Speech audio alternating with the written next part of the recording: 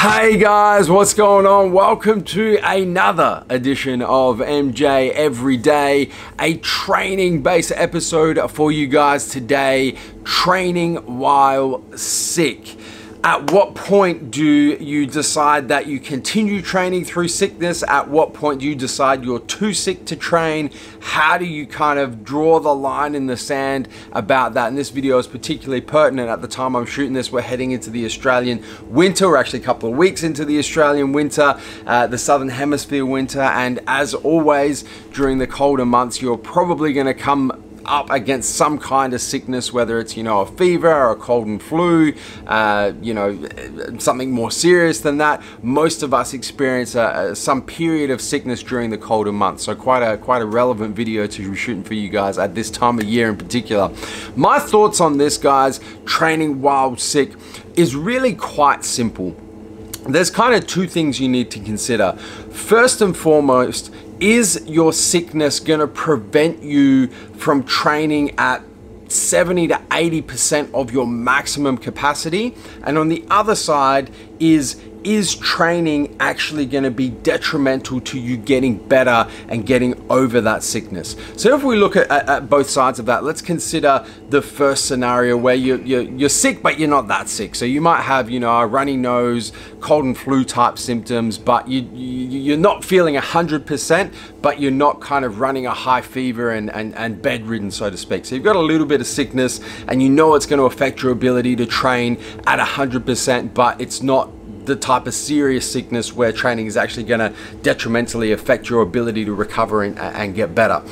In that scenario, my kind of personal take on it is, if the sickness is going to prevent you from training at 70 to 80% of your maximum capacity, it's probably not worth training. It's probably worth taking a little bit of rest and using that rest to help you get over that sickness. So rather than the sickness lasting, a week or 2 weeks, it lasts a couple of days, you can get back to the point where you can train at 70, 80, 90, and eventually 100% intensity and continue to progress on the way to reaching your health and fitness goals.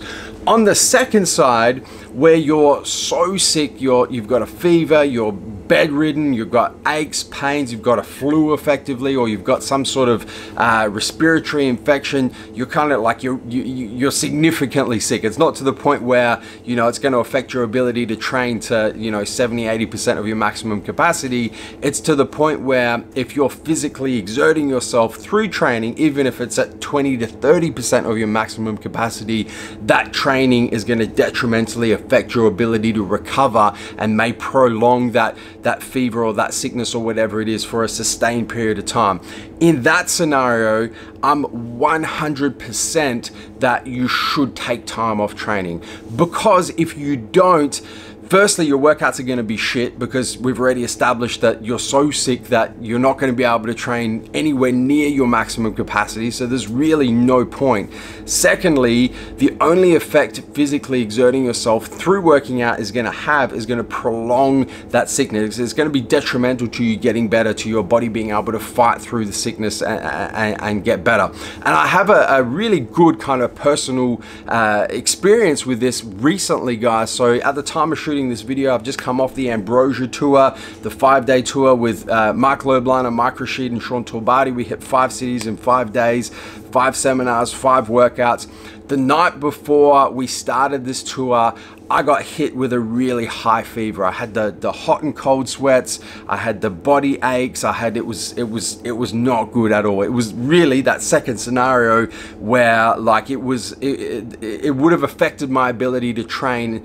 I probably would have been able to train no more than 50% of my maximum intensity, and training with that kind of sickness really would have just prevented my ability to get better and probably drawn that fever, drawn that sickness out over the entire tour. So I made the conscious decision to take the first 2 workouts of that tour off. So I didn't train myself. I still went to the workout and trained people, but I didn't physically exert myself because I knew that was just going to prolong that sickness. I took those first 2 workouts off.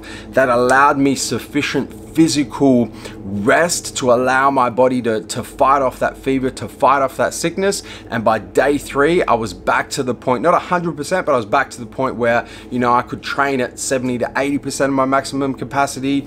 Day 4, even better. Day 5, even better. And now, you know, we're 4 days after the end of the tour and I'm back to 100%. So that's my personal experience with it. So just to recap, guys, if the sickness is really not that big a deal and you know that it's going to affect your ability to train at 100%, but you're still going to be able to train at 70 to 80+%, and training, physically exerting yourself is not going to be detrimental to you getting better, then continue to train. If training is going to be detrimental to you getting better and you know that the sickness you've got is going to affect your ability to train, you know, less than 50% of your maximum capacity, take some time off. You know, think about the big picture here. Think about your body's ability to rest and recover as quickly as possible as being the main goal here, not prolonging the sickness for the sake of a couple of workouts where you're only going to be able to go 50%. Guys, that's a wrap for today's episode of MJ Everyday Training While Sick. As always, don't forget to hit the subscribe button, subscribe to our YouTube channel, turn your post notifications on both on your mobile, your cell phone, and your desktop PC so you don't miss a beat when it comes to the Massive Joes YouTube channel. Till tomorrow, I'm coming to you from MassiveJoes.com. Stay massive. Thank you for tuning into this video. We hope you enjoyed watching. Don't forget to check out our latest upload and our recommended video, and be sure to subscribe to the Massive Joes YouTube channel to stay up to date with all of our latest uploads.